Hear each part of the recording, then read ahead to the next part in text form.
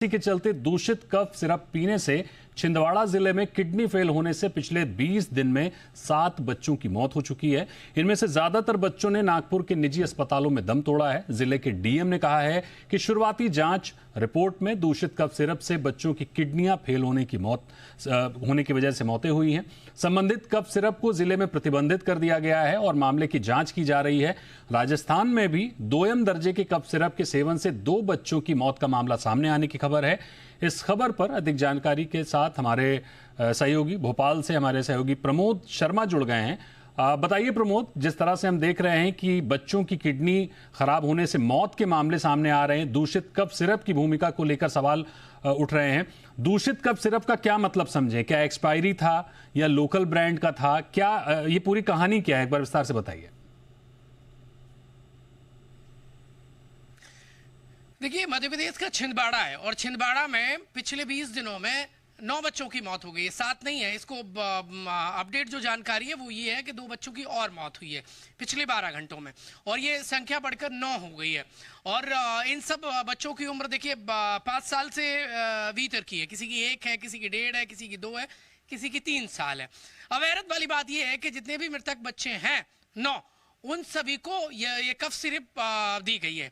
और जो इनिशियली जो जानकारी निकल कर सामने आ रही है वो ये है कि जो व्हीकल गाड़ियों में जो कूलेंट उपयोग किया जाता है उसके कुछ देखिए कंटेंट वो इस सिरप में भी यूज किए गए हैं।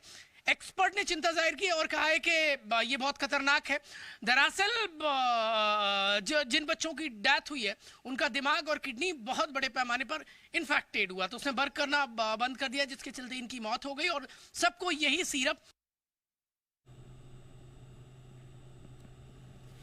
बिल्कुल, जिस तरह से हमारे सहयोगी प्रमोद शर्मा बता रहे थे कि दूषित कफ सिरप पीने से छिंदवाड़ा में पिछले 12 घंटों में 9 बच्चों की मौत हो गई है। राजस्थान में भी 2 बच्चों की मौत का मामला सामने आया है। यानी कफ सिरप बहुत ही सावधानी से इस्तेमाल करने की जरूरत है। बिना किसी डॉक्टरी सलाह के, बिना किसी डॉक्टर के आप किसी भी तरह के कफ सिरप का इस्तेमाल ना करें, ज्यादा बेहतर होगा। फिलहाल इस खबर पर जुड़ेंगे। बिल्कुल, प्रमोद हमारे साथ वापस जुड़ गए हैं। बताइए प्रमोद।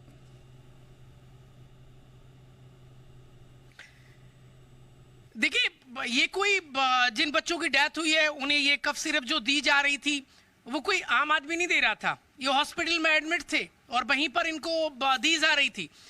इसका मतलब परिजनों ने बाहर से खरीद कर नहीं पी है। लेकिन सवाल ये है कि अमानक दवाएं क्यों मार्केट में बिक रही हैं?